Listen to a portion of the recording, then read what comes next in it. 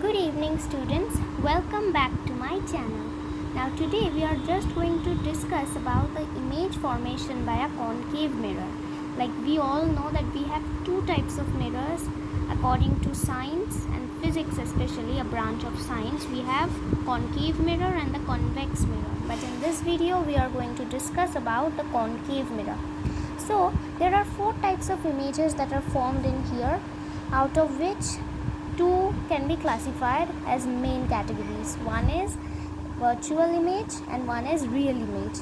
Now what exactly is the difference between these two images? We are just going to discuss them in this video.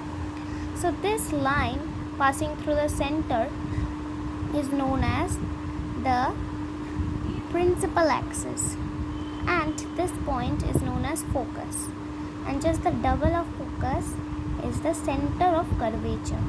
So this is the curvature where the shiny and the polished surface is on the inside. So wherever these marks will be given, the shiny and polished, it will define that not the outside of this mirror is shiny or polished. It will define that the inside, just the opposite direction of these lines, will be shiny and polished. Many of the students think that the outside of the mirror is shiny or polished, which that is the reason it is written like this, but it's wrong. So in all these mirrors, the inside is polished, where the rays of light actually passes through, just like we have in our plane mirror which we use on a daily basis. So here we have written object is beyond C, that means where we don't know. So center of curvature is this point, anywhere. We can also put that object here also. So I've put that object here. Now I've written here AB is the object and A dash B dash is the image. So here is the object. It can be a candle flame also. Now if we are working with a candle flame, then the tip of the candle flame should be the tip of this arrow. It is not that the lower portion of the candle is this candle and the tip is again at the top. No, that's wrong. So this whole arrow will include that object AB. Then if we place this in front of a mirror at this distance, beyond center of curvature, then what will happen? Now this is the object or a candle flame. Now one ray will pass through the focus and intersect. First it will not intersect, it will touch this mirror and then bounce back. So here it is going in this direction, that's why I've given that arrow in this direction. So it's bouncing back in this direction. So the first ray is passing through this direction and then touching the mirror and bouncing back.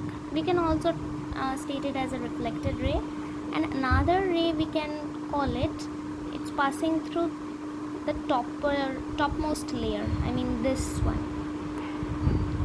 So it's going in this direction, so the arrow is here, and we have to be very careful about the arrows.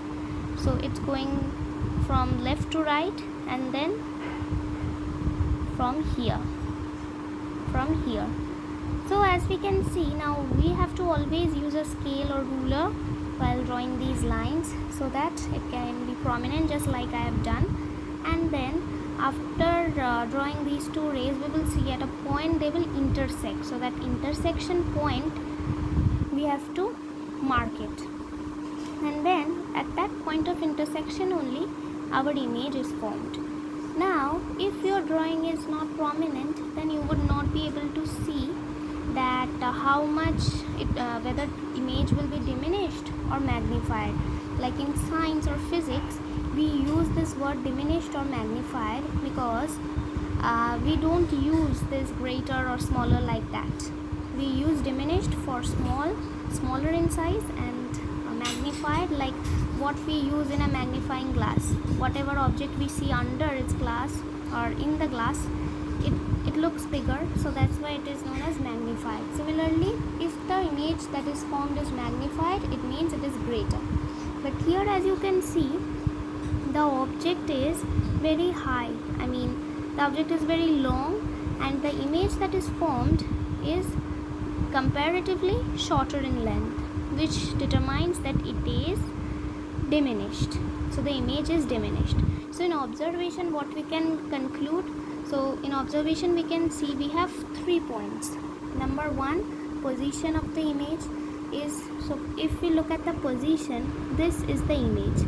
If this is the principal axis, the image formed is that is downward of the principal axis, it will mean that the image is inverted. And if the image is formed at the top of the principal axis, it will mean that it is erect, or we may say straight. So this is an inverted image.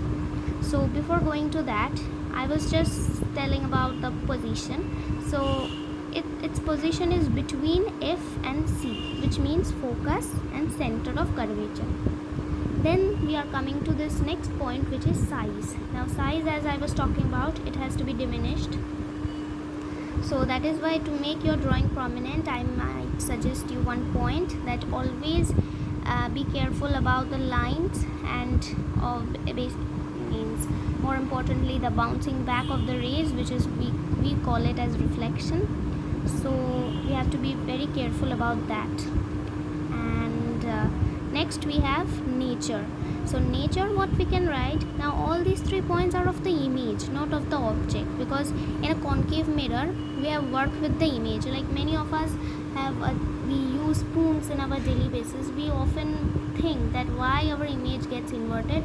So this is the reason why it gets inverted. So the nature is very important to know.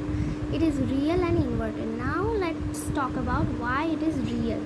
Now real image and virtual image are very different from each other.